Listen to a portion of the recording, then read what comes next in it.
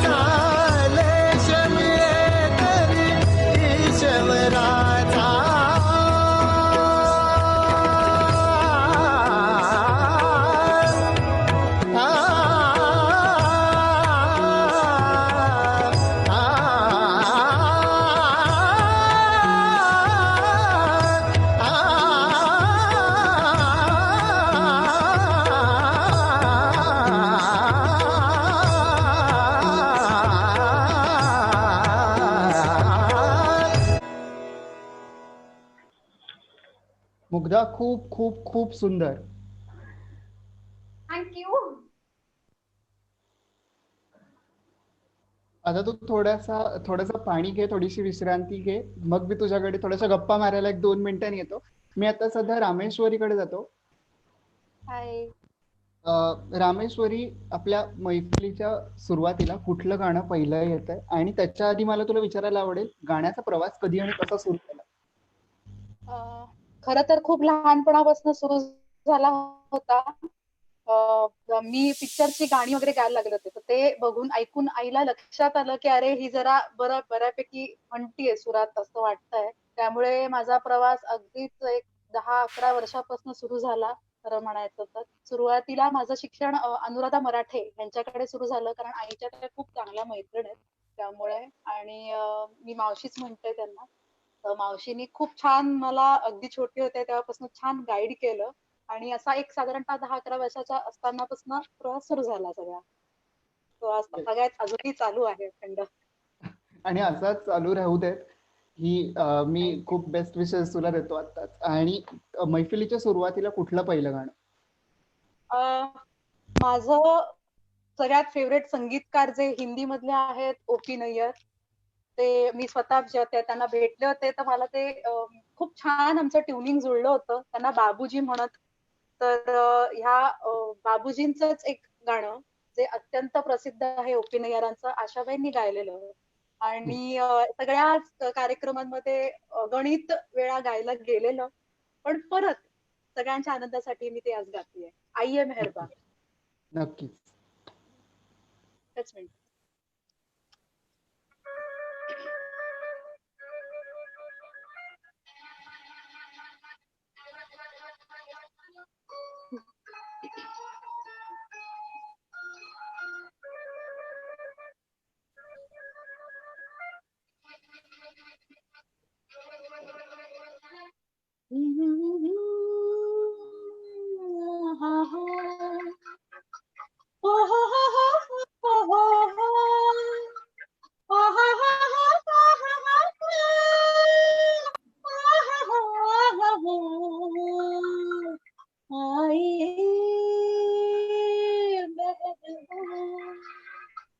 बैठिए जाने जा, शौक से लीजिए जी, इश्क के इम्तिहान, आइए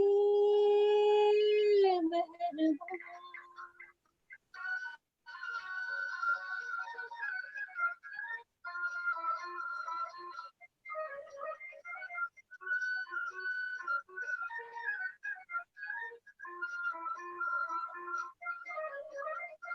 कैसे हो तुम नौजवान, इतने हंसी मेहमान. कैसे हो तुम नौजवान, इतने हंसी मेहमान. कैसे करूं मैं बयां, दिल की नहीं है जुबान. कैसे करूं मैं बयां, दिल की नहीं है जुबान. आइए मेहरबान, बैठिए जाने जा, शौक से लीजिए जी, इश्क के इम्तिहान, आइए मेहरबान. थँक्यू मानस. खूप खूप मस्त, खूपच छान, एकदम रिफ्रेशिंग. आणि ती गाणी खूपच रिफ्रेशिंग असतातच कायम. रामेश्वर, तू पण आता थोडीशी विश्रांती घे. मी येतो प्राजक्ताकडे. प्राजक्ता, मैफिलीच्या या सुंदर सुरुवातीला कविता कुठली पहिली, आणि कवितेची आवड कशी निर्माण झाली? कवितेची आवड म्हणण्यापेक्षा असं होतं की मी लिहित होते. म्हणजे मी जवळजवळ 3-4 वर्ष झाली लिहितेय मी, पण सगळे माझ्यापाशी होते की मी लोकांपर्यंत कधीच पोहोचवली नाही. बट गेल्या काही दिवसात असं आहे की मला असं वाटतं की मी लोकांपर्यंत पोहोचली पाहिजे माझ्या कविता ज्या आहेत, किंवा मी ज्या लोकांच्या मला कविता आवडतात त्या लोकांपर्यंत पोहोचल्या पाहिजे. तो अशी हळूहळू सुरुवात झालीये. आवड म्हणून सुरुवात झाली आहे याची. आता लोकांपर्यंत पोहोचवायच्या आहेत. सुरुवातीला असं म्हणायला गेलं तर कविता म्हणलं की प्रत्येकालाच वाटतं की कविता म्हणजे आता अवघड, नक्की कशी समजेल, त्याचे किती अर्थ असतील काय. तर मिलिंद जोशी जे आहेत कवी, त्यांची एक कविता आहे जी मी स्टार्टिंगला सादर करते. नक्कीच. कविता असंच नाव आहे त्याचं. हम्म. एकच मिनिट.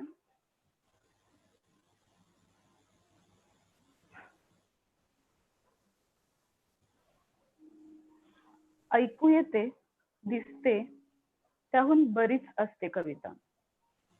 शब्दांआधी, शब्दांनंतर सुरूच असते कविता.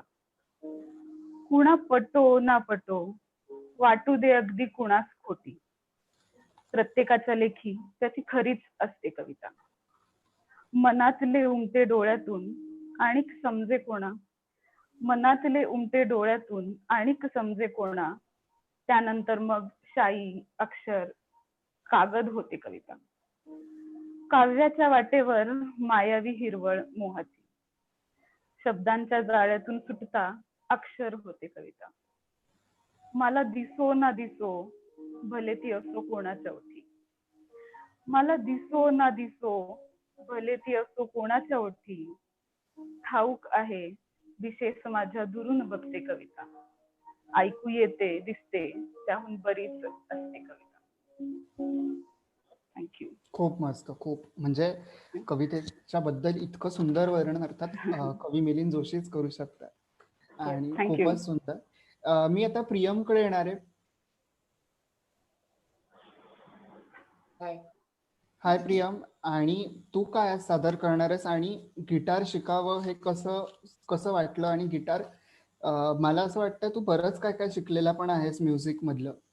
कारण मी या इथे सांगू इच्छितो की प्रियम हा माझ्या मॅमचा मुलगा आहे, हर्षदा मिसचा, ज्या आमच्या स्कूलमध्ये म्युझिक टीचर होत्या. त्यामुळे त्या खूप सुंदर गातात आणि तसाच प्रियम पण खूप सुंदर गातो. प्रियम आज काय पेश करणार आहेस? मी आज कर्ज या मूवी मधलं गोरख शर्मा यांनी वाजवलेलं कर्जची जी ओरिजिनल ट्यून आहे ती सादर करणार आहे. येस, नक्कीच. एक मिनिट. येस.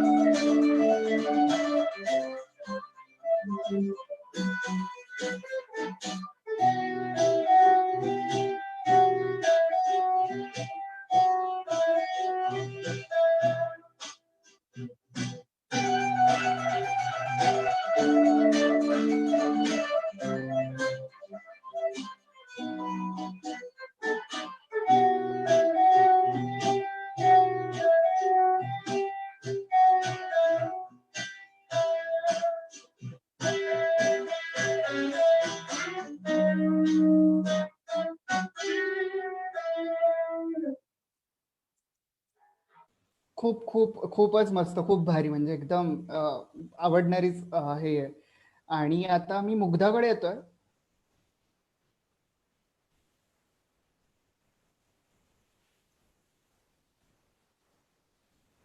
मुग्धा, खूप सुंदर झाला. गणेश वंदना खूपच सुंदर झालेली आहे. आणि मला तुला विचारायचं आहे, जेव्हा मी आता मुग्धाला बरेच वर्ष झाले बहुतेक ओळखतोय आणि I am her big fan. तर मुग्धा मला सांग, कथक शिकायचं असं कधी ठरलं आणि कसा होता प्रवास सगळा? माझा प्रवास खरं सांगायचं तर ऑर्डिनरी एखाद्या लहान मुलीसारखं होतं. वयाच्या 10व्या वर्षी टिपिकली आईबाबांनी शेजारचा क्लास म्हणून क्लासमध्ये टाकलो आणि तसं बघायला गेलं तर 16 वर्ष किंवा 18 वर्ष मागे गेलास तर तेव्हा बॉलिवूडला पेरेंट्सचं तेवढं सपोर्ट नसायचा. सो क्लासिकल म्हटलं तर त्यांना ते छान वाटायचं. तर मग माझ्या की त्यापेक्षा क्लासिकल मध्येच घातलं तर ती चांगलं शिकेल आणि सगळं. सो मग इन दॅट केस क्लास चालू झाला. तिथून पुढे 8वी 9वी पर्यंत मला एवढा इंटरेस्ट आला होता की मी तेव्हाच ठरवलं होतं की ॲट एनी कॉस्ट मला डान्समध्येच करिअर करायचंय. आणि then there are so many ideal people. बॉलिवूडमध्ये बघितलं तर माधुरी दीक्षित. मग हळूहळू त्यांच्यामुळे का होईना मला महाराजजींचं नाव ऐकायला मिळालं. मग त्याच्यानंतर ऑफकोर्स माय गुरु शर्वरी ताई, त्यांचे बरेच प्रोग्राम्स आम्हाला बघायला मिळाले आणि we were lucky that we got her guidance. म्हणजे मी माझ्या बरोबर माझ्या सगळ्या गुरु भगिनी आहेत त्या सगळ्या लकी आहेत खूप की ताईचं बरंच आम्हाला काम बघायलाही मिळतं आणि त्यांच्या अंडर खूप काम करायला पण मिळतं. येस. आणि आता या टप्प्यावरती काय सादर करतेस? मी आज थोडस ताल प्रस्तुती परफॉर्म करणार आहे. माझे आहे की का ताल प्रस्तुती अगदी 4 बेसिक गोष्टी त्याच्या परफॉर्म करेन. का अशासाठी परफॉर्म करते ते सांगते. कारण सध्याच्या लॉकडाऊन मध्ये मी बरेच असे व्हिडिओज बघते बॉलिवूड क्लासिकल आणि मग बरेच व्हिडिओजला भरपूर व्ह्यूज पण मिळतात की ते फेमस पण होत आहेत आणि असं तसं. तर मला असं वाटतं चांगलंय, सगळ्यांचंच काम चांगलं आहे, क्रिएटिव्हिटी चांगली आहे. पण त्या ह्याच्यात मला मेन जे ऍक्च्युअल क्लासिकल फॉर्म आहे तो कुठे हरवू नये असं मला वाटतं. म्हणून मी आज व्ह्युअर्ससाठी एक प्युअर क्लासिकल प्रेझेंटेशन थोडंसं देणार आहे. त्यात 4 गोष्टी परफॉर्म करीन. त्याचे स्ट्रॉंग एलिमेंट्स आहेत. एक चक्करचं परफॉर्मन्स म्हणून एक छोटीशी बंदिश करीन, त्याला परण असं म्हणतात. त्याच्यानंतर फुटवर्क करणार आहे कारण ती खासियत आहे कथकची. त्याच्यानंतर एक ठहराव, म्हणजे इतकं सगळं आजकाल फास्ट फास्ट फास्ट फास्ट केलं जातं, खूप चक्कर खूप हात आणि मग त्याचं वाव वाटतं. त्याच्या अगेन्स्ट काही म्हणून ठहराव आणि ह्याच्यासाठी एक उठाण जी आहे खरं फास्ट पण इतकी सुंदर आहे त्याची नजाकत आणि इतकं छान त्याच्यावरती बसवलं. आणि त्याच्यानंतर थोडासा थाट असं म्हणतात. थाट म्हणजे उभं राहण्याची एक पद्धत, थाटना असं त्याला म्हणतात. तर ते थोडंसं तुम्हाला करून दाखवते. येस, तू बसूनच इतकं काय काय छान दाखवलं बसूनच, तर आता बघायला तर खूप मजा येणार. Yes, over to.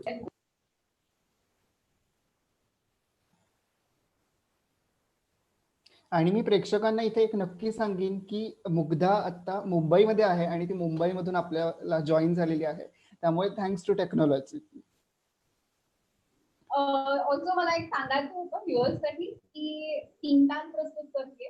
3 ताल 16 मात्रांचा असतो आणि त्याला कुठल्याही तालाला समेचं खूप महत्व असतं. त्यामुळे 16 बीट्स नंतर जो परत त्याला एकदा फर्स्ट बीट येतो सम असं मी त्याला म्हणतो, त्याला खूप महत्व असतं. मी अगदी तालमालेवरती परफॉर्म करते म्हणजे लोकांपर्यंत पोहोचेल की खरंच लय ताल त्याच्यावरती केलेलं कॉम्पोजिशन काय असतं.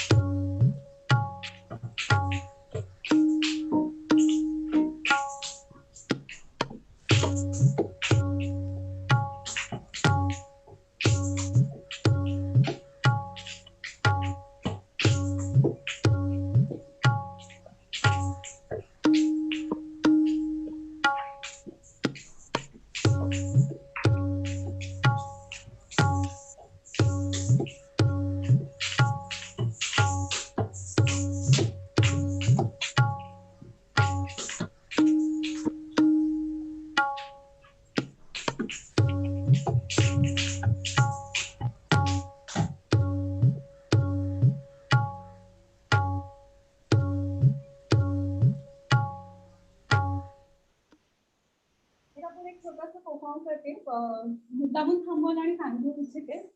परमेलू असं म्हणतात त्याला.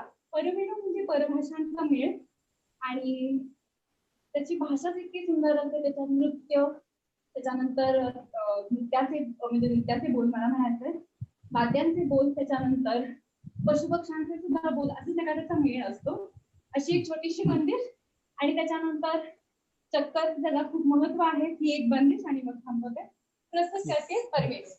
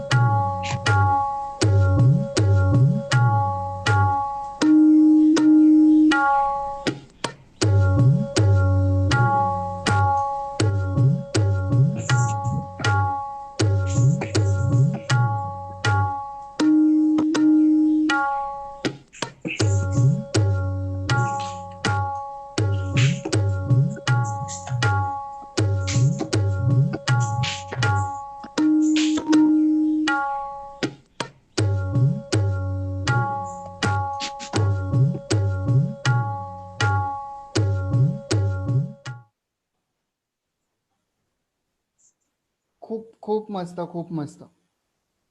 थँक्यू. येस, आता तू तू पण थोडस आता परत थोडीशी विश्रांती घे. मी रामेश्वरीकडे येतो.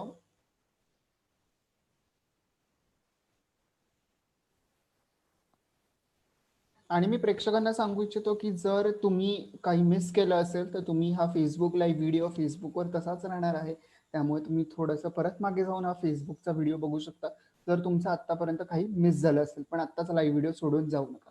अर्थात मी रामेश्वरी तुझ्याकडे येतो. मला तुला विचारायचं आहे की तू खूप दिग्गज लोकांच्या समोर तुला परफॉर्म करण्याचा चान्स मिळालेला आहे. म्हणजे मी नावं वाचून पण दमलो, इतकी सारी नावं आहेत. तर एखादी आठवण कुठली?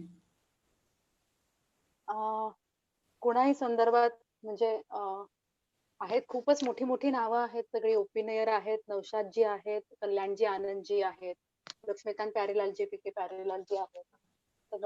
सगळी लोक इतकी छान आहे. म्हणजे मला स्वतःला अनुभव असा आला, मराठीमध्ये यशवंतदेवजी आहेत, प्रभाकर जोग सर आहेत, सुरेश वाडकर आहेत, असे अनेक दिग्गज कलाकार आहेत, अशोक पत्की सर. सगळी इतकी ग्रेट माणसं आहेत, पण खूप डाऊन टू अर्थ आहेत आणि मोकळ्या मनाची आहेत, असं मला खरंच वाटतं. ओपिनियरांचाच मगाशी विषय मी काढला होता, तर त्यांचीच एक आठवण सांगेन की जेव्हा ते पुण्यात आले होते त्या कार्यक्रमामध्ये मी सगळ्यात ज्युनियर आर्टिस्ट होते, वयाने पण आणि अनुभवांनी पण.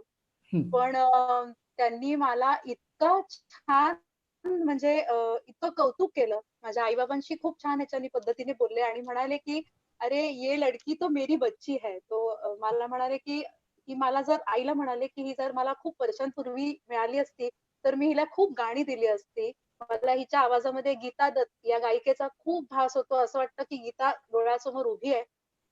त्यामुळे मला म्हणे फार आनंद झालाय की बऱ्याच वर्षांनी मी गीता दत्तचा आवाज ऐकू शकलो हिच्या माध्यमातून असं. तर सांगायची गोष्ट तीच की खूप मोठी नावं असली तरी खूप प्रेमळ आणि खूप डाऊन टू अर्थ माणसं होती ती. येस, आणि तू गीता दत्त हे नाव घेतलेलंस तर त्याच्याच रिलेटेड एक गाणं होऊन जाऊ. येस, नक्कीच. मी मगाशी उल्लेख केला त्याप्रमाणे ओपिनियरांना बाबूजी असं म्हणत तर त्यांना हे नाव मधुबालाने ठेवलं होतं, असं त्यांनी स्वतःच मला सांगितलं होतं. तर ते कुठल्या गाण्यावरनं ठेवलं होतं, तर बघूया तेच गाणं मी आता म्हणते. येस.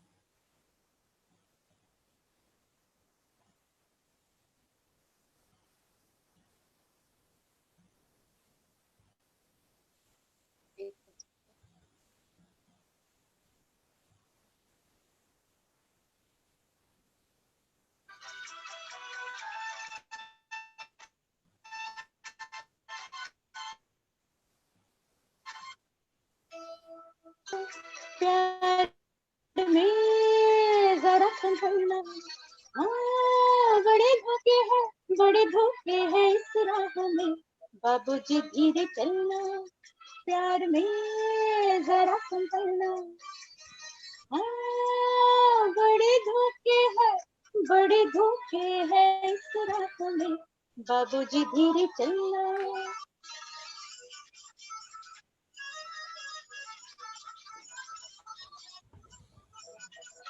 क्यों कोई सर झुकाए, जैसे जाते वो सब कुछ लुटाए, मुझे पहला कदम है, नजर आते हैं अपने पराए.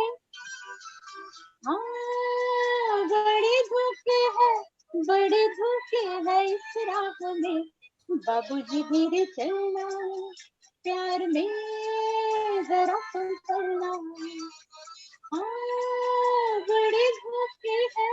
बड़े धोखे हैं इस राह में, बाबूजी धीरे चलना. खूप थँक्यू. खूप खूप मस्त. म्हणजे जे ते म्हटले ते अगदीच खरं आहे. आम्हाला सेम आवाज, अगदीच तसाच आवाज आणि तोच आवाज आम्ही ऐकतोय असं वाटतंय. थँक्यू आणि व्हेरी मच. खूप खूप मस्त. आता मी येतोय प्राजक्ताकडे. प्राजक्ता, येस. प्राजक्ता, आता या टप्प्यावरती कोणती कविता सादर करणार आहेस? आणि मला तुला विचारायचं आहे की कामातून वेळ मिळून कवितेसाठी वेळ कसा मिळतो? कामातून वेळ तर तसा कधीच मिळत नाही तसं बघायला गेलं तर, पण ज्या मुमेंटला सुचेल, जेव्हा मला सुचेल तेव्हा तिथे थांबून म्हणू शकतो आपण, तेव्हा त्या ज्या 4 ओळी सुचलेल्या असतात त्या लिहिल्या जातात तशा. आणि मग जेव्हा आठवेल तेव्हा ती रिफाईन केली जाते. जोपर्यंत ती सुचून पूर्ण होत नाही, ती कविता पेपरवर संपत नाही, तोपर्यंत तो विचार चालू असतो. काय मग तेव्हा काम असू दे किंवा नसू दे, तो विचार मनात चालू असतो. पण ती एक प्रोसेस आहे जी त्याला काही दिवस लागतात कधी कधी, पण सुचतं ते, केव्हाही सुचतं. ते काम चालू असू दे किंवा नसू दे, ते ज्या मुमेंटला सुचलं त्या मुमेंटला ते नोट डाऊन केलं होतं. वाव, खूप मस्त. तर पुढची कविता. पुढची जी कविता आहे, सध्या असं होतंय की आपण लॉकडाऊन मध्ये आहोत सगळे एकतर. सो आपण असं होतं की जुने अल्बम आपण बघत असतो, कधी कधी आपण जुन्या आठवणींना त्यामुळे उजाळा मिळतो. किंवा तेव्हा असं होतं की आपल्याला समजतं की या फोटोज किंवा या जे जुन्या आठवणी आहेत त्यापेक्षा खूप काही बदललेलं आहे. आपली लाईफस्टाईल चेंज झाली आहे, काही माणसं, काही नाते चेंज झालेले आहेत. तर त्यावरच वैभव जोशींनी एक शायरी कम गझल म्हणू शकतो आपण त्याला, ती लिहिलेली आहे. तर ती मी सादर करते.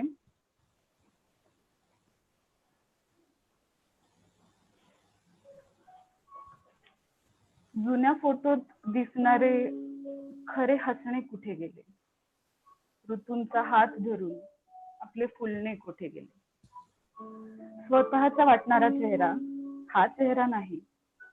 अरे, या आरशातील कालचे हसणे कुठे गेले. कळत नाही कधी केव्हा वयाने मारले पाकीट, कळत नाही कधी केव्हा वयाने मारले पाकीट. किती जपले तरी हमखास ते जगणे कुठे गेले. नभाची ही रया गेली, घनांचा रंगही उडाला. मनाने पावसाळे जोडले, ते भिजणे कुठे गेले. रडू आले तरी रडत नाहीत डोळे, रडू आले तरी रडत नाहीत डोळे.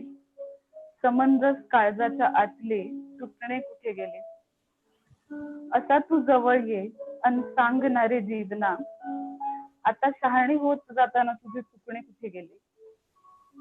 सुखांचे चांदणे झाले, सुखांचे चांदणे झाले, व्यथांच्या तारका झाल्या, परंतु त्यातले अलवार लुकलुकणे कुठे गेले.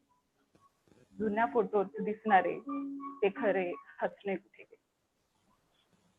किती किती सुंदर अर्थ आहे कवितेला आणि आत्ताच्या सिच्युएशनला अगदीच अप्रोप्रिएट असं. Yes, thank you. Yes, आणि तू खूप छान प्रेझेंट केलेलं आहेस प्राजक्ता. कविता मला खूप आवडलेला आहे. आता थँक्यू सो मच. मी प्रियमकडे येणार आहे. प्रियम,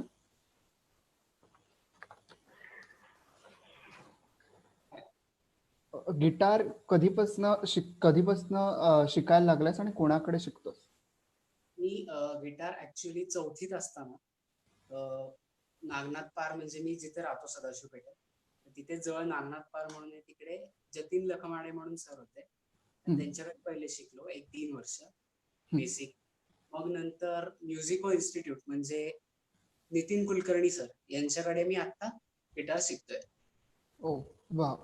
आणि आता काय तू करणार आहेस? मी अरिजित सिंग याचं जो बेजीती दुआ म्हणून एक सॉन्ग आहे, तर त्याचं थोडं ट्राय करेन लीड वाजवायला. येस, नक्की.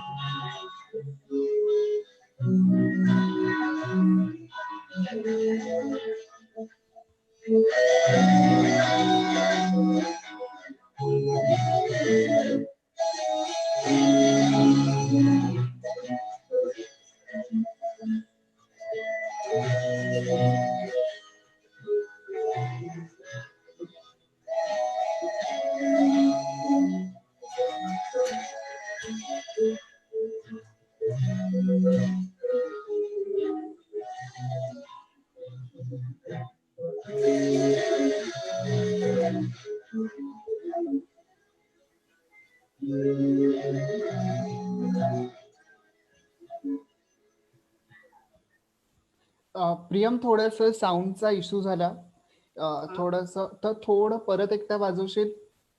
चालेल ना, काहीच प्रॉब्लेम नाही. आवाज माझा जास्त येतोय का कमी येतोय? कमी येतोय. ओके.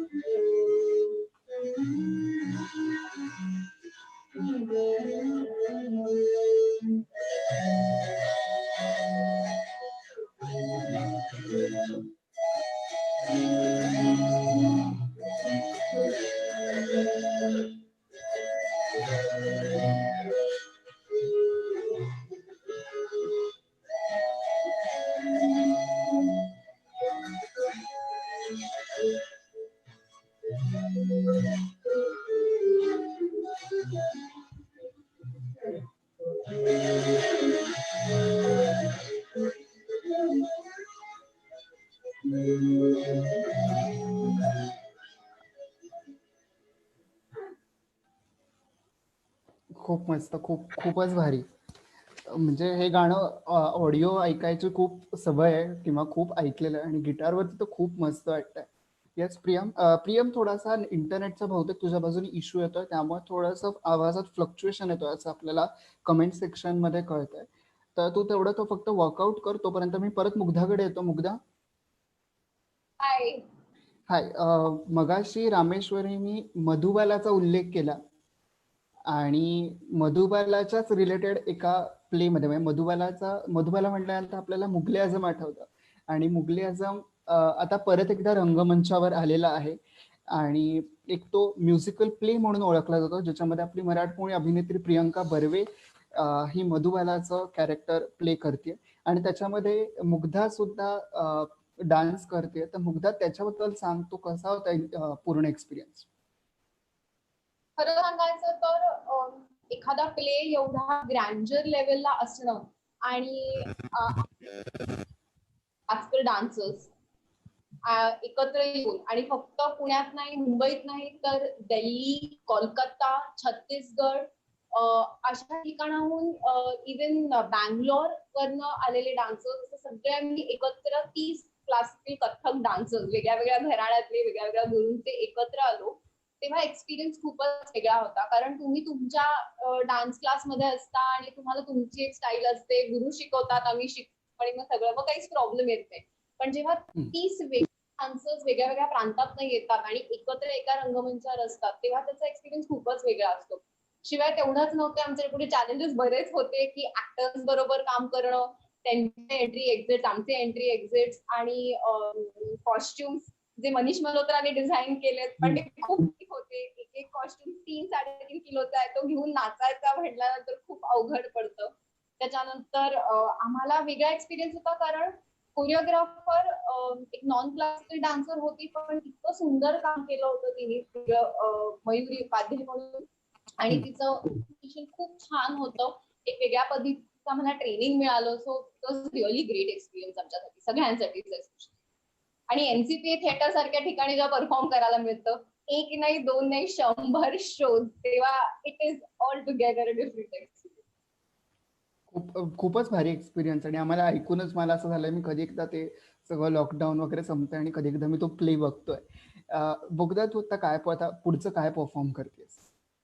कथकमध्ये अजून एक विशेष वैशिष्ट्य असं असतं की अभिनय.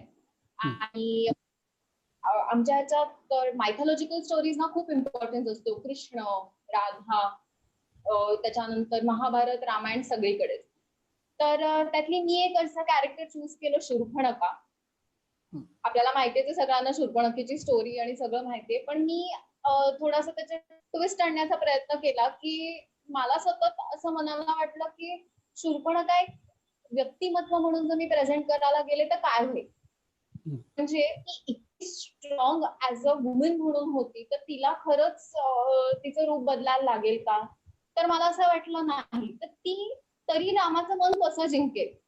तर काही मजेशीर गोष्टी असतील का तिच्या मनात. ती एक राक्षसीण आहे, तर तिच्या असं वाटतं, म्हणजे मी 2-3 इन्स्टन्सेस सांगते की ती रामाला म्हणते की तुला सीता तुझी बायको आहे, पण सीतेत आणि माझ्यात तू कंपॅरिझन करणार कशी. ती कशी आहे बघ ना, ती सात्विक भावाची, एकदम अशी बारीक आणि अशी, मी कशी आहे, रोबस आहे, दिसायला केवढी आहे, आणि असं असं एक कंपॅरिझन. दुसरं कंपॅरिझन असं म्हणते की तू हरणा मारतोस, तर तू शिकार करतोस, मी बघ, मी बाण पण वापरते, हाताने पकडते. तिसरं असं की ती म्हणते की बघ ना, तुझी बायको किती छान हळूहळू अशी फुलं वेचते आणि छान तयार करते, मी अख्खच्या अख्खं झाड हलवू शकते आणि ते तुला हे देऊ शकते. तर ती तिच्या म्हणजे तिच्या वेळी त्याला इम्प्रेस करण्याचा प्रयत्न करेल. तर त्याचं छोटंसं एक्ट की काय शूर्पणखा करू शकेल आणि तिला इंटरेस्टिंग वाटू शकेल की रामाला मी कसं इम्प्रेस करेल, हे ते थोडंसं पद्धतीने दाखवलंय. ह्याची कोरिओग्राफी करायची संधी मला स्वतःला मिळाली.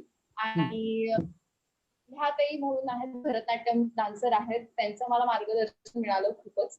आणि अर्थातच माझं गुरु परफॉर्म करते शूर्पणखा. येस.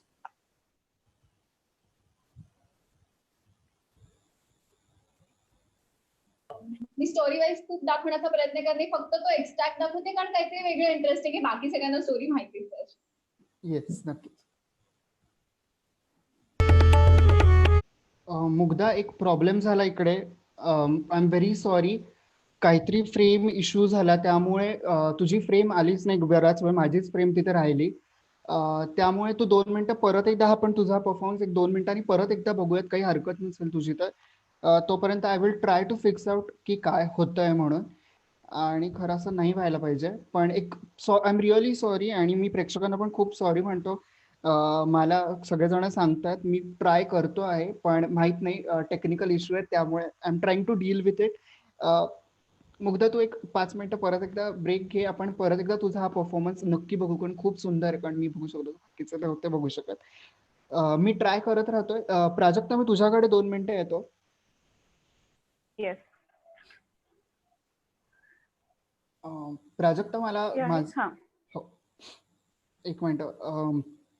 बोल ना. प्राजक्ता, आजच्या रोजच्या गडबडीच्या जीवनात आपण आपला विसावा जो असतो तो आपण विसरतो आणि आपल्या येस. प्रत्येकाला एक विसावा हवा असतो. त्याच रिलेटेड तुझी एक कविता आहे, तर ती मला नक्की ऐकायला आवडेल. येस. आणि 1 मिनिट, मी फक्त प्राजक्ता परत एकदा मी प्रेक्षकांना सांगू इच्छितो की हे या ऍपची ही टेक्निकल इश्यूज असू शकतात ज्यामुळे फ्रेम सेट करता येत नसेल. मी माझ्या बाजूने पूर्ण प्रयत्न करतोय, पण ती होत नसेल तर मी प्रयत्न करत राहील. त्याबद्दल मी परत एकदा सॉरी म्हणतो सगळ्यांना. येस प्राजक्ता. येस. मी थोडस सांगते फक्त कविता सुरू करण्याच्या आधी. एक हिंदी कविता आहे ही, जी मी लिहिलेली आहे स्वतः.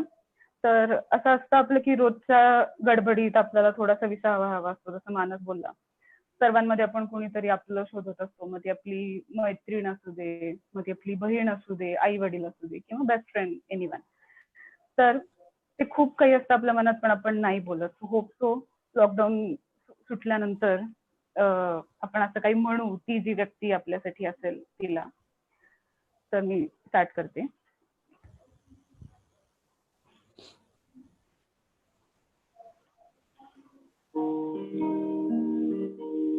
चलो कहीं चलते हैं, जहाँ पर सिर्फ मैं और तुम हो, कोई बीच में ना हो. सुनो ना, एक लंबे सफर पर निकलते हैं. लोगों का डर ना हो, बातों को रोकने वाला एक भी लम्हा ना हो. तुम रहोगे, मैं रहूंगी, और ढेर सारी यादें बनेंगी. सुनो ना, कहीं अकेले में मिलते हैं. जब चाहे तुम्हें देखूं, जब चाहे तुम्हें देखकर मुस्कुरा दूं. हंसी होगी, प्यार होगा, और दस्तूर भी होगा. सुनो ना, आज दिल खोलकर हंसते हैं. कुछ करने से पहले सोचना ना हो. अंजाम क्या होगा इसका डर ना हो. आजादी होगी, अपनी ही मर्जियां चलेंगी. सुनो ना, आज थोड़ा अपने मन से जीते हैं. दिन कब ढल जाए पता ना चले, सुबह कब हो इसका ध्यान न रहे.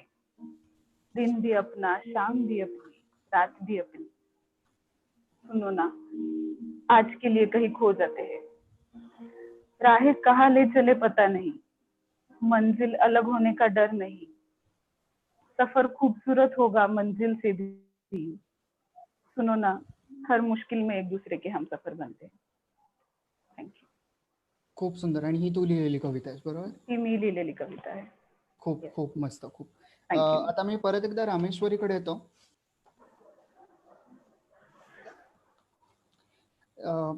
रामेश्वरी, मला आता विचारायचं, आता पुढचं गाणं तू कुठलं प्रेझेंट करतेस?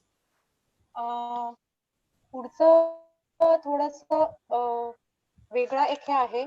थोडं काही मी पण स्वतः कंपोज करायचा प्रयत्न करते. म्हणजे कधी कधी असं सुचते चाल.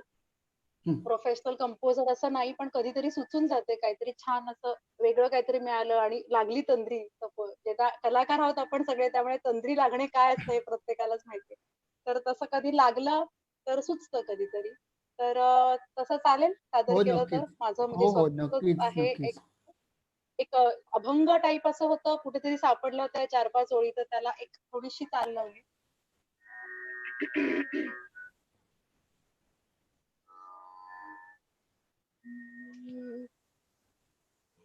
बरं, माझा आवाज येतोय का हो सगळ्यांना? येतो कारण मगाशी येतो. बरेच जण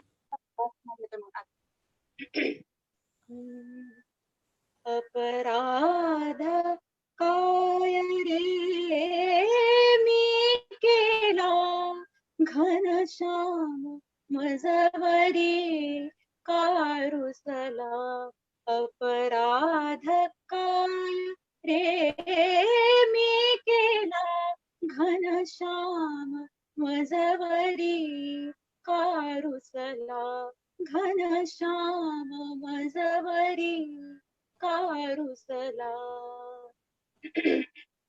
काही सुचेना, काही रुचेना, काही सुचेना, काही रुचेना, कशी न येई करुण, तुला कशी न येई करुण, मधु बोल रे गोपाला, मधु बोल रे गोपाला, घनश्याम मजवरी कारुसला, घनश्याम मजवरी कारुसला.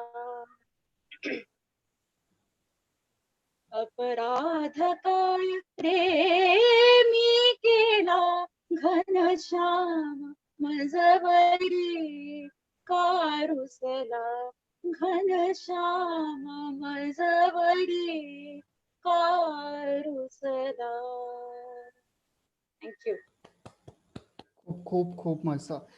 मी परत एकदा 1 मिनिट मुग्धाकडे जातो. मुग्धा, येस. आपण परत एकदा परफॉर्म करशील का? हो हो ऑफकोर्स. येस. आता आय थिंक तो इश्यू आला कारण काय तुझ्या इथली थोडीशी रेंज फ्लक्च्युएट होती इंटरनेटची, त्यामुळे बहुतेक हा इश्यू आला असावा. पण आय थिंक इट्स बेटर नाव आणि आपण नक्कीच प्रयत्न करू, ट्राय करू शकतो. आणि मी हां, गो अहेड. येस.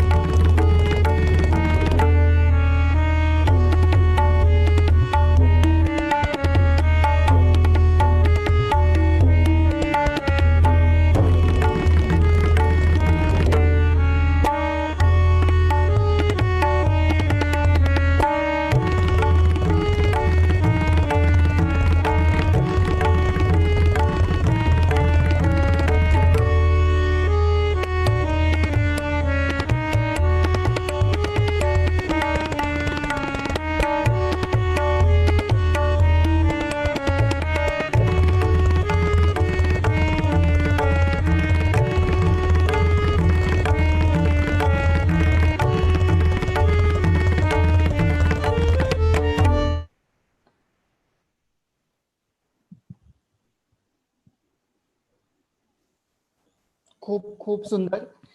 परत एकदा फक्त थोडीशी हे झाली अशी की सुरुवातीला थोडंसं दिसलं नव्हतं, पण इट्स फाईन इनफ. नंतर मी ते थोडं ऍडजस्ट केलं आणि ते झालं. आणि आता मीच दिसत नाहीये हे माझ्या लक्षात आलेलं आहे. सॉरी. माहित नाही, थोडंसं ऍपचे गंमत जम्मत असतात, काय सांगू नाही शकत. मी आता प्रियम तुझ्याकडे परत येणार आहे.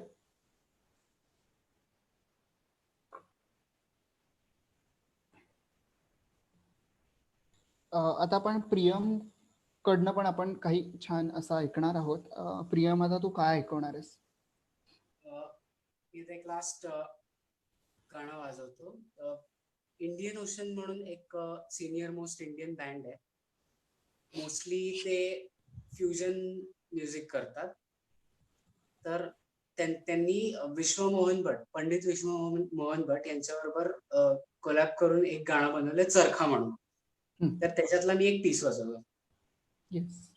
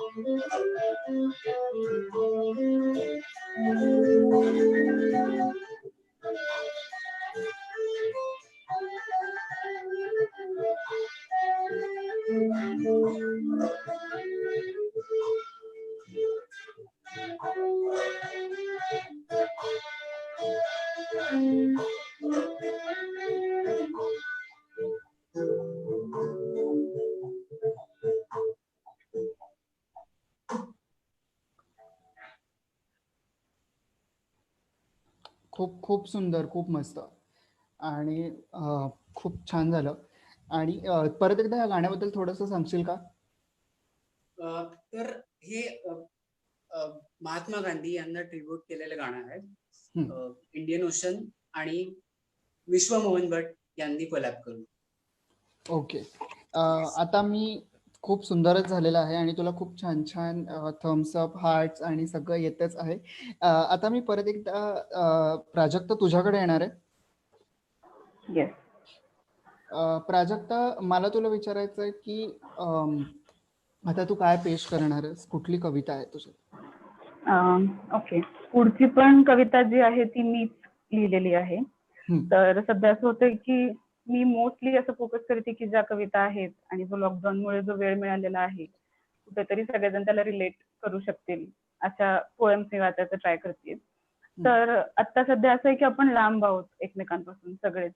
क्वारंटाईनमुळे आपण लांब झालेलो आहोत. आपलं रोजचं जे डेली रुटीन आहे त्याच्यापासून आपण लांब गेलो आहोत. पण असं होतंय की काही जे असे क्षण आहेत जे आपण रोज नाही अनुभवू शकत, तर आपण त्यांच्या जवळ जातोय.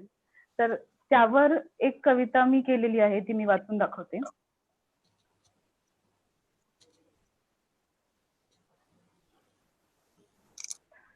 कवितेचं नाव आहे कधी कधी दुरावा, असं नाव आहे त्या कवितेचं.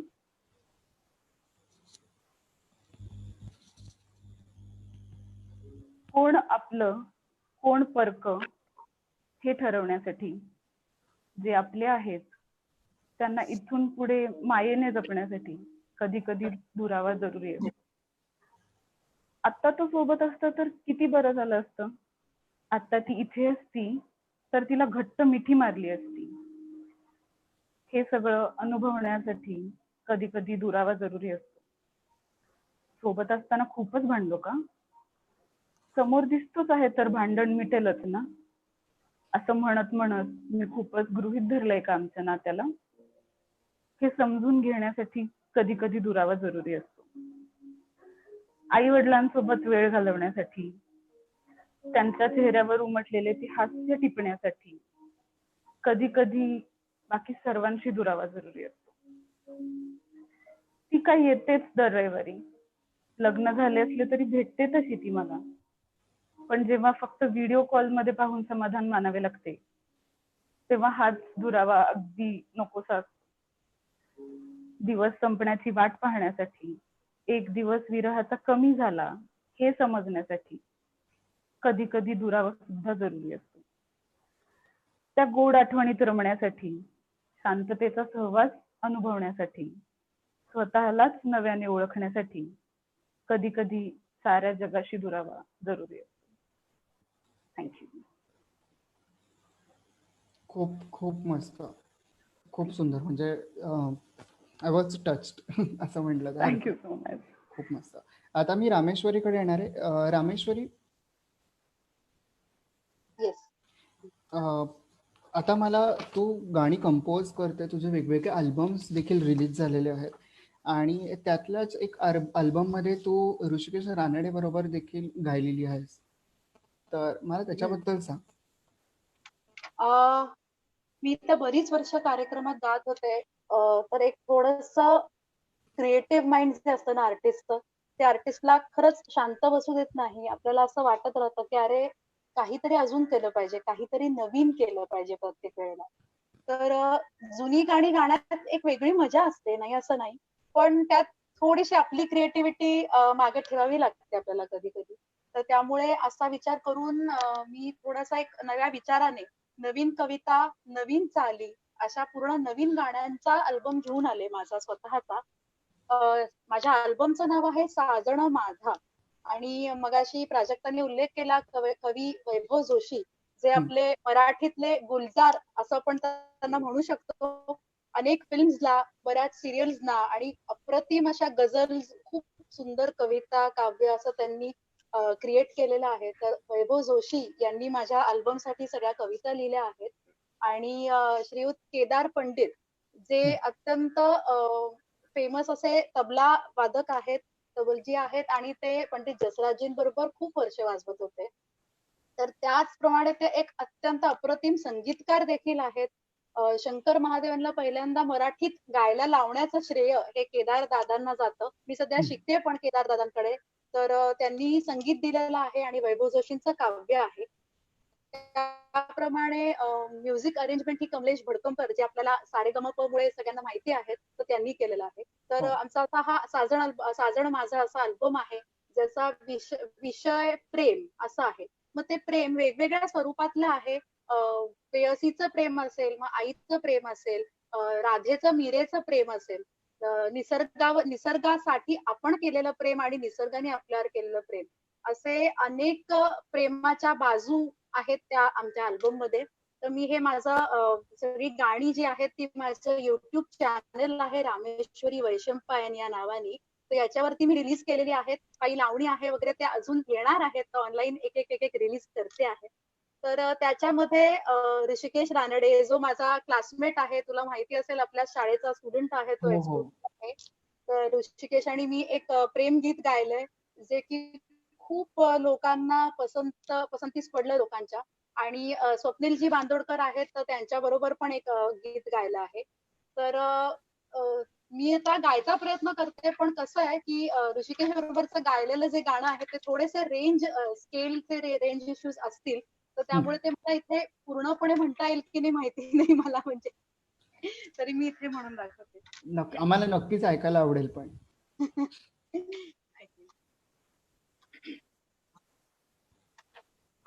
मनातल्या मनातही तुलून येत राहूया, हवा हवा असा ऋतू कवेत घेत राहूया, कधीच नासरायची,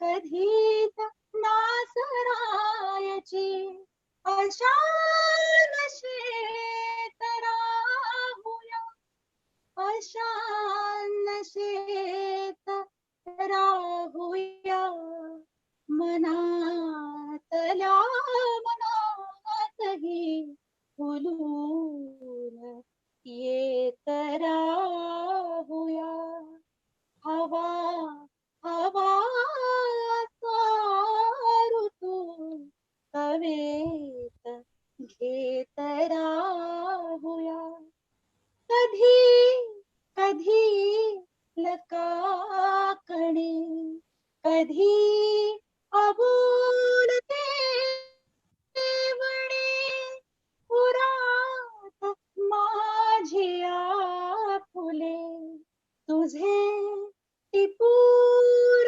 चांदणे, टिपूर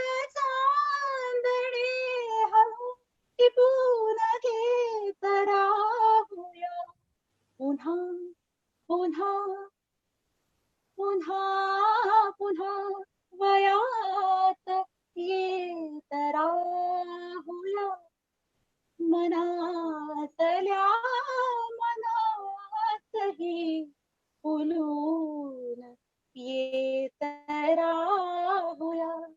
हवा हवा ऋतू कवेत घेत राहुया. थँक्यू मानस.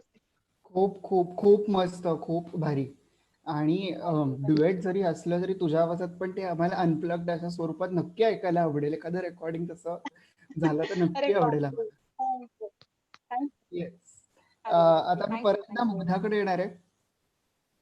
येस. मुग्धा, मला तू पुढचं जे गाणं आहे त्याच्या आधी मला तुला असं विचारायचं आहे की तू फुटप्रिंट या कार्यक्रमात देखील सहभागी आहेस. त्याच्यामध्ये पण तू एक कलाकार म्हणून, नृत्यांगना म्हणून काम करतेस. तर मला त्या कार्यक्रमाबद्दल सांग, म्हणजे प्रेक्षकांना देखील त्या कार्यक्रमाबद्दल कळेल. फ्रेंड म्हणजे पाऊल खुणा आणि माझ्या गुरूंनी असा छोटासा प्रयत्न केला आहे की journey of classical dance from temples to Bollywood असं थोडक्यात आहे. आणि त्यात त्यांची इच्छा आहे की लोक, काय होतं की नुसतं क्लासिकल म्हणले की थोडेसे असे असतात की जाऊ दे कुठे बघणार, पण जेव्हा बॉलिवूड गाण्यांमधलं त्यांना बघायला काही मिळतं तेव्हा त्यांना आवडत असतं. तर ताईंनी थोडासा असं विचार केला की एक प्युअर क्लासिकल बंदिश आणि एक जर त्याला बॉलिवूडची जोडली तर लोक आपोआपच प्युअरही बघतात त्यांना, आणि ताई शिवाय अर्थातच खूप छान एक्सप्लेन करतात प्रत्येक बंदिशीच्या आधी की ती कशी आहे, काय आहे, काय त्याच्या मागचा विचार केलेला गेला आहे, म्हणजे अभिनय असेल तर कसं, ताल असेल तर कसा, आणि मग एक त्याचबरोबर ऑडियन्स साठी खुश करण्यासाठी एक बॉलिवूडची बंदिश असं थोडंसं त्याचं संयोजन केलं आहे त्यांनी. येस. आणि त्यातलाच तू एक छोटासा परफॉर्मन्स आज आम्हाला दाखवणार आहेस. येस. Yes. आज आई होरी आई असं गाणं परफॉर्म करते. येस, कर कर कर. येस. थोडस सांगता याच्यावरती की ऍक्च्युली आम्ही आई होरी आई करतो त्याच्यानंतर म्हणजे हे गाईड मधलं सुंदर गाणं आहे, पण त्याच्या आधी आम्ही हे आपलं फेमस बाजीराव मस्तानी मधलं पण एक गाणं आहे मोहे रंगलाल, ते करतो. त्याच्यानंतर आई होरी आई करतो. मग त्याच्यानंतर आमची स्वतःची जी 6 मिनिटांची आमच्या गुरुच्या गुरु बेबी ताईंनी म्हणजे रोहिणी ताईंनी सुंदर एक अशी होली कंपोज केली आहे, कोरिओग्राफी केली आहे, ती परफॉर्म करतो. म्हणजे लोकांना आपोआप त्याच्यातला इंटरेस्ट डेव्हलप होतो आणि त्यातलं त्यांना महत्व पण करतो. तर मी आई होरी परफॉर्म करते. येस.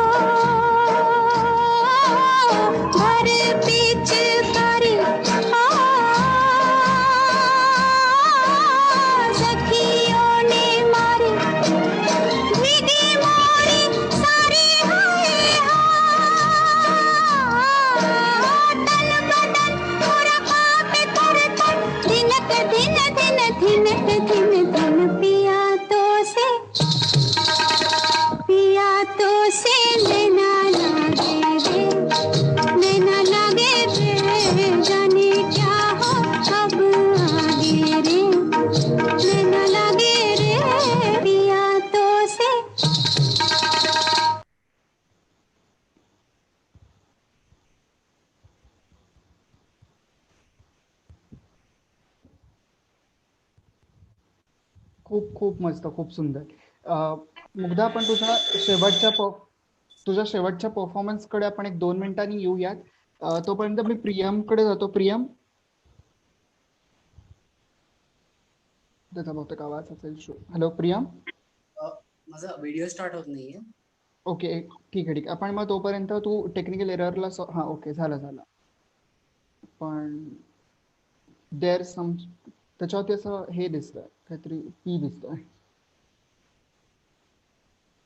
हा कूल, झालं सॉल्व्ह आउट झालं. तू आता काय परफॉर्म करणार आहेस? मी खामोशिया म्हणून एक सॉन्ग आहे हा अरिजित सिंग. येस.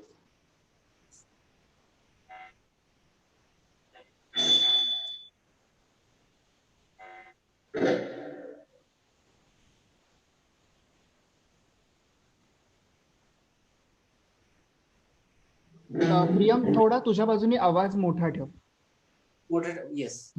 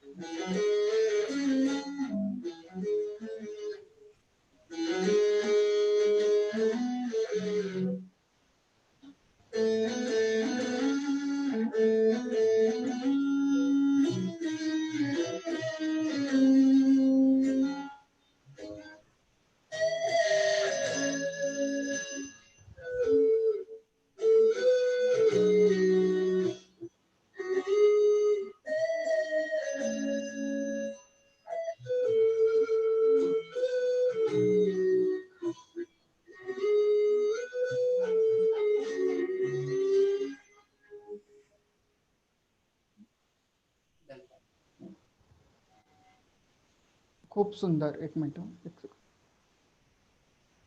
येस, खूप खूप मस्त, खूप मस्त. प्रियम, खूप मस्त झालेलं आहे गाणं. आणि आता मी तुझं पण एक लास्ट सॉन्ग आहे, त्याच्या आधी मी परत एकदा रामेश्वरीकडे जातो आणि आपण तिचं एक शेवटचं जे गाणं आहे ते ऐकू.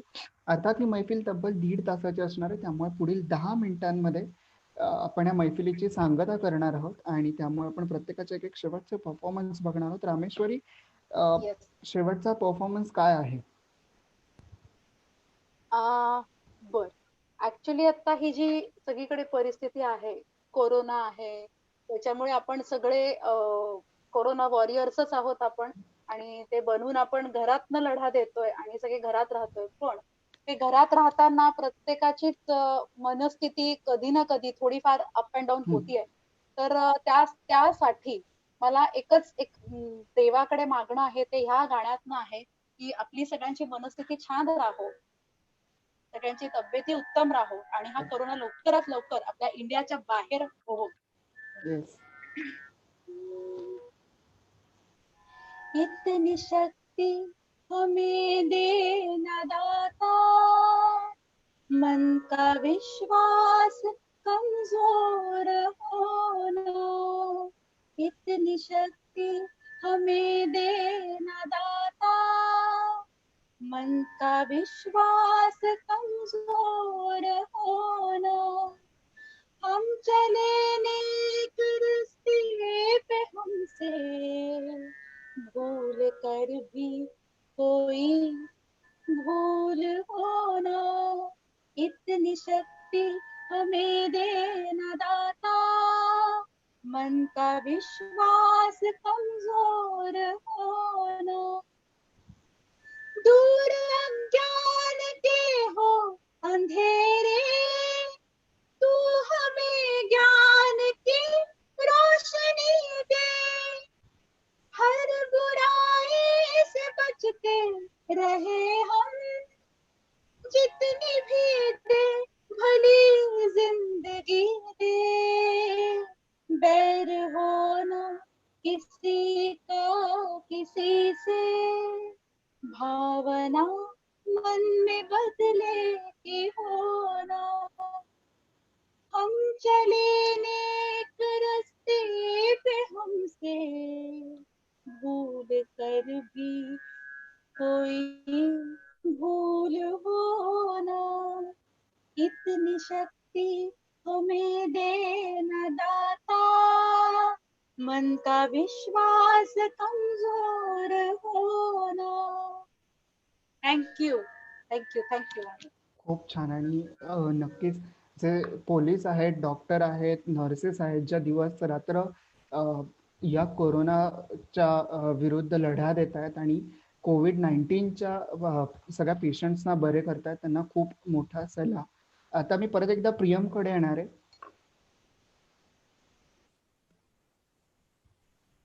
येस. प्रियम, तुझं आता आपण शेवटचं कुठलं परफॉर्मन्स बघणार आहोत? मी A.R. रेहमानचं हम्मा सॉन्ग वाजवतोय. हा. येस.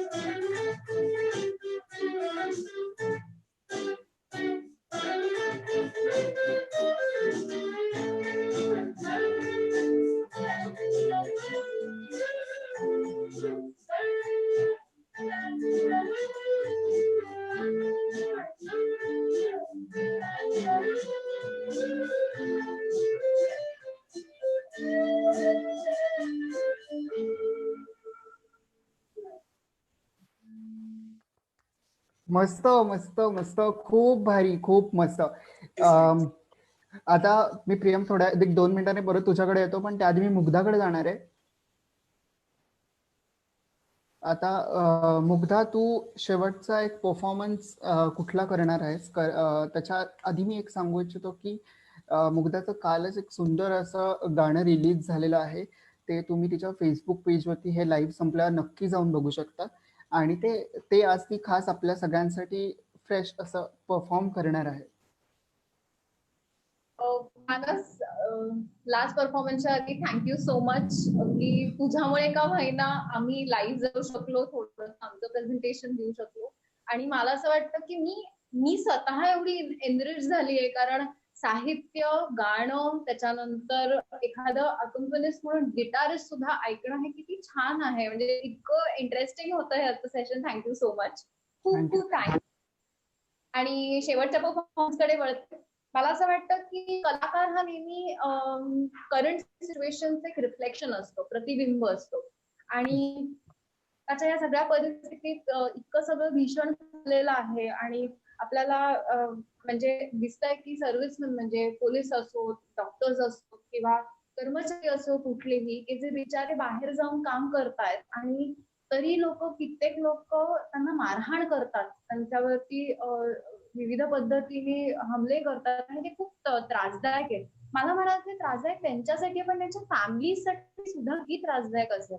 म्हणजे आपण इथे घरात आपल्या बरोबर, आपल्या परिवाराबरोबर आपण सगळे एकत्र छान राहत असतो, रोज काहीतरी वेगळं छान बनवत असतो, खुश असतो. पण आपण असा कधी विचार केला की जे डॉक्टर्स तिथे हॉस्पिटल्स मध्ये 12-12 तास काम करतायत, त्यांची लहान मुलं असतील, त्यांच्या म्हणजे त्यांची बायको किंवा आई, बहीण सगळे घरी वाट बघतायत की कधी येतील घरी आणि आम्हाला त्यांना बघायला मिळेल. की आपण डेस्पेरेट झालोय की कधी बाहेर जाऊन मस्त एन्जॉय करतो नाही, तसं ते जास्ती डेस्पेरेट आहेत की कधी नॉर्मल घरी आम्हाला जाता येईल. तर ह्याच्यावरच थोडस मी विचार करून एका बायकोची व्यथा मांडण्याचा प्रयत्न केलाय की तिला किती त्रास होत असेल. जर तिचा नवरा बाहेर लढत असेल तर तिला घरी सुद्धा कुठल्या कुठल्या पद्धतीने लढा द्यायला लागत असेल. लहान मुलं असेल तर कसं समजायला लागत असेल आणि ती तिच्या मनाला कशी समजावत असेल. आम्ही त्याच्या आधी एक छोटीशी कविता आहे, त्याचं लिरिक्स माझ्या मित्र अमोल माळी यांनी लिहिलेलं आहे आणि गायलं आहे राखी रामेकर यांनी, आणि मी अर्थात परफॉर्म केलंय. तर परफॉर्मन्स पतझड म्हणून आहे. न लांघो घरों की सीमा, मत आओ रास्तों पर, हमें भी ये खत्म करके जल्दी जाना है अपने घर पर। क्यों, परिवार आपको ही है, हमें नहीं कोई। लेकिन आपको क्या पता, हमारे भी इंतजार में रोता है कोई, हमारे भी इंतजार में रोता है कोई।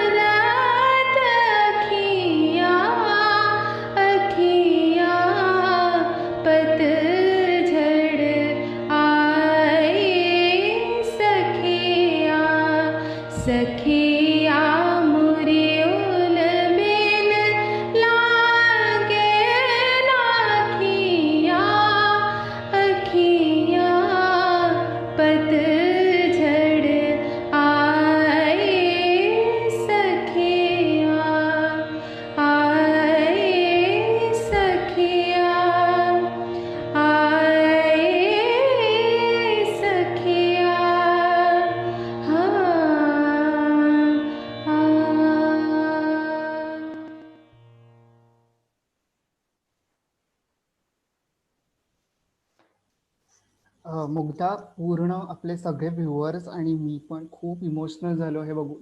खूप सुंदर प्रस्तुत केलंयस तू आणि शब्दच नाहीये ते ह्याच्याबद्दल काही सांगायला किंवा बोलायला. मुग्धा, तू असेच एक 5 मिनिटं राहा, मी परत एकदा तुझ्याकडे येणार आहे शेवट करायच्या आधी. तेव्हा प्राजक्ता, मी तुझ्याकडे येतो आता.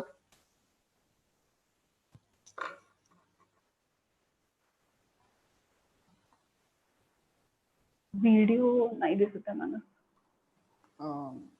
फक्त तुला फक्त एक प्रेक्षकांना सांगायचं असं आहे की प्राजक्ताच्या जर तुम्हाला असं छान छान कविता ऐकायच्या असतील, पाहायच्या असेल, तर तुमचं इंस्टाग्राम पेज आहे ते तुम्ही नक्की लाईक करू शकता आणि तुम्ही तिला इंस्टाग्राम किंवा फेसबुकवर पण फॉलो करू शकता आणि त्या सुंदर कवितांचा आस्वाद घेऊ शकता. प्राजक्ता, शेवटाकडे येताना कुठली शेवटची कविता तू परफॉर्म करते? ओके, लास्ट पोएम आहे. तर सध्या असं आहे की आपले लॉकडाऊनचे दिवस आहेत, तो सगळ्यांना असं होतंय की आठवणीतले दिवस आठवतात सगळ्यांनाच. मग छोटासा एक किस्सा सांगते शेवटची कविता सादर करायच्या आधी, की सध्या असं आहे की सुट्टी आहे तर घरात असं होतं की हा लॉकडाऊनची का असेना पण उन्हाळा चालू आहे तर चला वाळवण करूया. असं बऱ्याच ठिकाणी चालू आहे की जे उन्हाळ्याच्या सुट्टीतल्या गोष्टी होत्या त्या आपण सध्या करतोय. हो. मध्ये असा एक प्रसंग घडला की आमचा जो फ्रेंड्सचा ग्रुप आहे त्याच्यावर असं बोलणं झालं की उन्हाळ्याची सुट्टी आहे तर जुन्या आठवणी जागा झाल्या. तर त्यावेळेस जसं मी तुला मगाशी म्हणलं की एक लाईन आठवते कधीतरी आपल्याला आणि आपण ती नंतर कंटिन्यू करतो. तो ही पोयम सुद्धा काही तशीच आहे की एक पोयम त्यावेळेस आमची बोलणं झाली आणि ती मी कंप्लीट केली आहे. तो होपतो सगळ्यांना त्यांची जी आठवणीतली उन्हाळ्याची सुट्टी आहे ती आठवेल या पोयम नंतर. तो ती सादर करते. कवितेचं नाव आहे आठवणीतली उन्हाळ्याची सुट्टी.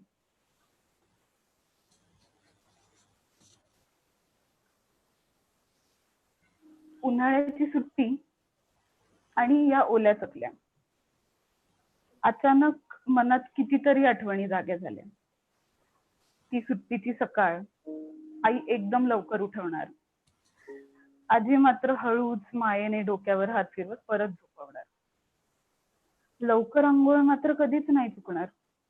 कोण नाकारण आजोबा लगेच देवाचे स्तोत्र म्हणायला जे बसवणार. हे सगळं केलं तरच जेवण. कोण नाकारणार असे स्वादिष्ट जेवणाचे बोलवण. ही सगळी कसरत करून जेव्हा जेवायला बसणार समोर गरमागरम वरण भात आणि त्यावर साजूक तूप असणार. सगळं संपवलं पाहिजे हे सांगायला जेव्हा बाबा शेजारी बसणार नावडती भाजी हळूच आईकडे सरकवून मी मात्र मोकळी होणार. दुपारी मस्त एक ताणून जायची कारण उठल्यानंतर माझ्यासाठी आंब्याची फोड वाट पाहत असायची. एकदा का हे सगळे उरकले की माझे मित्र तिकडे खेळण्यासाठी हपापले. मातीत लोळून गावभर फिरून जेव्हा घरी येणार हातपाय धुवून लवकर शुभम करोती म्हणायला ये अशी हाक ऐकू येणार. ओरडा खात गप्पा मारत हसत खेळत शिकत असाच दिवस करणार आणि असेच नकळत आपण एक दिवस लहानाचे मोठे होणार.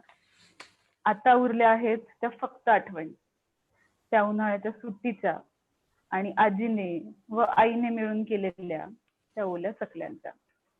तुमची पण उन्हाळ्याची सुट्टी कदाचित अशीच असेल. थँक्यू. खूप म्हणजे एकदम रिलेट झाल्यासारखं झालं अनेक गोष्टींना. प्राजक्ता खूप खूप थँक्यू तुला. तू पण या अशा सुंदर सरगम आणि आपल्या वेगळ्याच मैफिलीत तू आज जॉईन झालीस आणि अशा आम्हाला सुंदर कविता ऐकायला मिळाल्या. त्याचबरोबर प्रियम रामेश्वरी तुमचे देखील खूप खूप आभार. सॉरी प्राजक्ता सॉरी मानस फक्त हा कंटिन्यू बोल प्राजक्ता बोल. हा बोल. शेवटची कविता सादर केली तर एक तेच सांगायचं होतं की थँक्यू सो मच तुला की मला पार्टिसिपेट करू दिलं त्याच्यामध्ये. कारण असं होतं की मी लिहिते खूप दिवस पण लोकांपर्यंत पोहोचायला मला तेवढा चान्स नाही मिळत. तर तुझ्यामुळे त्याची सुरुवात झाली असं होऊ शकतं. डान्स नंतर आता पुढची गोष्ट आहे जी पोयम जी मी तुझ्यामुळे लोकांपर्यंत पोहोचवतेय. Thank you so much. आपण परत भेटूयात नक्की. नक्कीच. So much everyone. आणि मला असं वाटतं की या आपल्या ह्या सगळ्या फॉर्मॅटमुळे मला वाटतं तुझी एखादी छान कविता ऐकून प्रियमला त्याच्यावरती एक संगीतबद्ध करावं असं वाटू शकतं तर रामेश्वरीला गावं असं वाटू शकतं आणि मुक्ताला नक्कीच त्याच्यावर परफॉर्म करायला आवडेल. कोलॅबोरेशन आम्ही नक्कीच वाट बघू आणि काही तुम्हाला मदत लागली तर मी आहेच आहे. आणि थँक्यू प्रियम, थँक्यू रामेश्वरी, तुम्ही या मैफिलीत सामील झाला त्यासाठी. Thank you so much. तुम्हा सगळ्यांचे खूप खूप आभार. आम्हाला आमच्या या सुंदर मैफिलीत तुम्ही सामील झालात त्याबद्दल. आज आपल्याबरोबर प्राजक्ता कुलकर्णी होती. कविता सादर करण्यासाठी प्रियम कारेकर होता जो गिटारिस्ट म्हणून आपल्या सगळ्यांच्या भेटीला आलेला आहे. त्याबरोबर रामेश्वरी वैशंपायन होती जिने खूप सुंदर गायन प्रस्तुत केलं आहे आणि त्याबरोबर मुग्धा तिवारी डिसूजा होती जिने सुंदर नृत्य प्रस्तुती केलेली आहे. त्यामुळे परत एकदा सगळ्यांचे खूप आभार. अशीच काही नवीन वेगवेगळे कार्यक्रम मी तुमच्यापर्यंत घेऊन येत राहणार आहे. आज रविवार संध्याकाळ नक्कीच तुमची छान गेली असेल. थोडंसं लॉकडाऊन आणि क्वारंटाईन मधून तुम्हाला खूप छान विचार करावा असा काहीतरी नवीन शिकावं असं वाटलं असेल आता एकच आठवडा राहिला आहे लॉकडाऊन संपण्यासाठी. मात्र दिवसेंदिवस आकडा हा वाढतच चाललेला आहे. त्यामुळे मी सगळ्यांना आव्हान करेन की तुम्ही घरी बसा, घरी राहा आणि जे काय करायचं ते घरातच बसून करा. आणि ही फेसबुक लाईव्हची अशी सुंदर सरगम आज इथेच संपन्न झाली असं मी जाहीर करतो. आणि सगळ्या व्ह्युअर्सचं आणि सगळ्यांचंच मी खूप खूप आभार मानतो. धन्यवाद. थँक्यू.